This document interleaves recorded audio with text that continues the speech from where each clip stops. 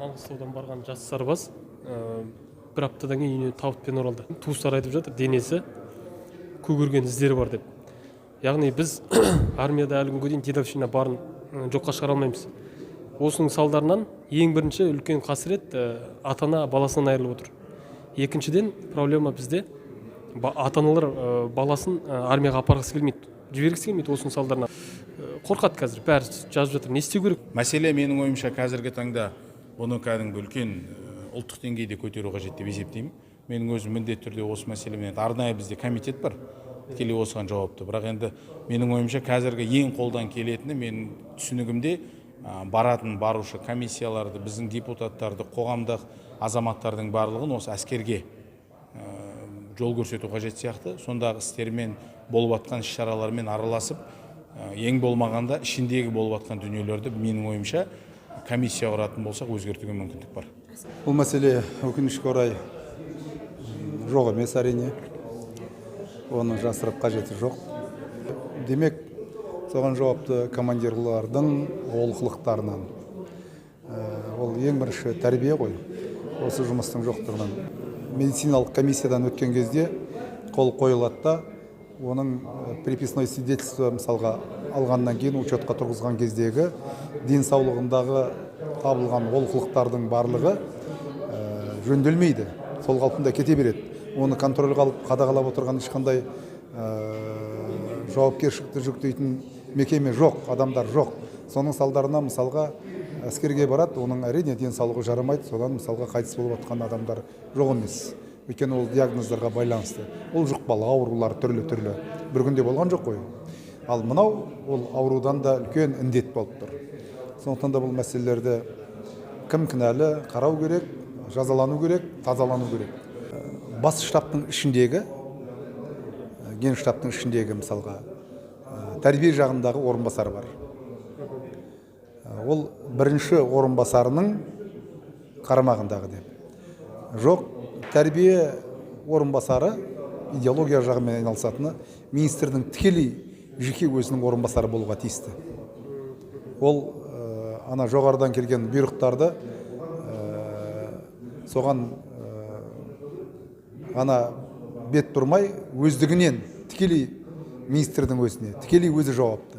Және сол жауап беретін адамдардың жоғарыдан өздері жазалану керек. Міне сонда ғана қолға алады. Ол немқұрайлы анаған салып, мынаған салып емес. Әрине ол жерде командир жауапты. Міне осы мәселені қолға алған дұрыс деп ойлаймын өзім. Мен сізге айтайын, бұл мәселені өте қайғылы жағдай. Біріншіден сол қайтыс болған азаматтың үйдегілерге көңіл айтамын, иманды болсын. Бұған дейін бірнеше осындай мәселелер болды. Оны енді армияда өзіңіз білесіз ғой, дедовщина деп жатады кейде. Жақында жақында қорғаныс министрі баяндама жасады, бюджет ақша бөлген кезде. Сонда біз біраз мәселе көтердік. Ең басты мәселе әскердегі жағдайды күшейту жөнінде. Сіз дұрыс айтып отырсыз. Бүгінгі күні жастарымыз әскерге бармайды. Әскерге ешкімнің барғысы жоқ. Олардың ойлары 2 жыл уақытымызды өлтіреміз дейді. Міне көрдіңіз бе қайда жатыр? Сол себептен әскерге бару мемлекетімізде біріншіден азаматтарды тәрбиелеуіміз керекпіз. Отанды қорғауға. Ол үшін мына бағанағы әскердегі жағдайдың өзін жақсартуымыз керекпіз. Дедовщинадан бастап, тәртіптен бастап, қадағалау барлық мәселенің бәрін.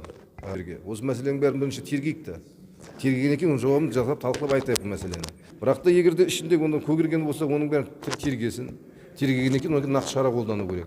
Одан кейін жаппай кешенді әскери саласында жұмыс жүргізу керек. Осы мәселе келешекте болдырмау үшін.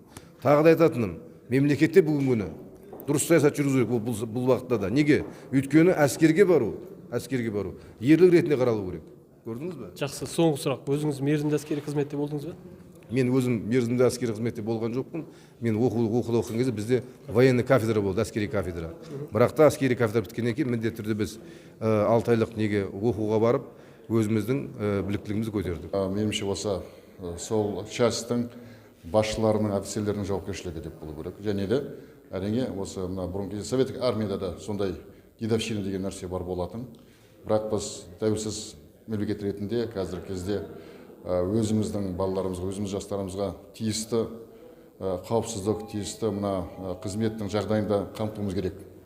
Ақ жол партиясы, осы фракция біз осы оқиғаны, осы қайғылы оқиғаны фракциямыздың отырысында апта сайын отырысты өткізіп жатырмыз ғой, сонда бұл мәселе талқыладық, және соған сай біздің әріптестеріміз арнайы депутат сауалды ұсыныстарды дайындады. Проблема на самом деле существует, и вы знаете, я вот только третью неделю здесь сейчас, и как раз у меня комитет по обороне. Более того, несколько раз принимал участие, вот, когда шло, ну, 2-3 года назад были расследования именно, потому что, ну, мне тема эта очень близка. На самом деле я сегодня хочу переговорить с председателем комитета и выехать непосредственно в войсковую часть. То есть здесь всегда, когда такое происходит какое-то, знаете, замалчивание, там непонятно, вот он там умер, там сердечный приступ. Там четко было написано, его мама написала, что там были побои.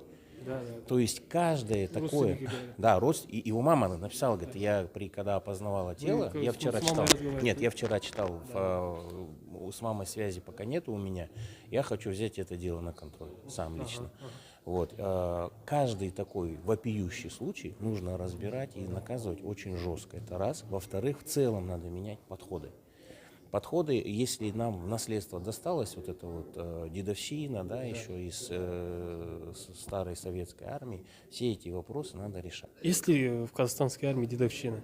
Дедовщина – это само слово и сам термин, он пришел из советской армии, потому что раньше там служили 2 года.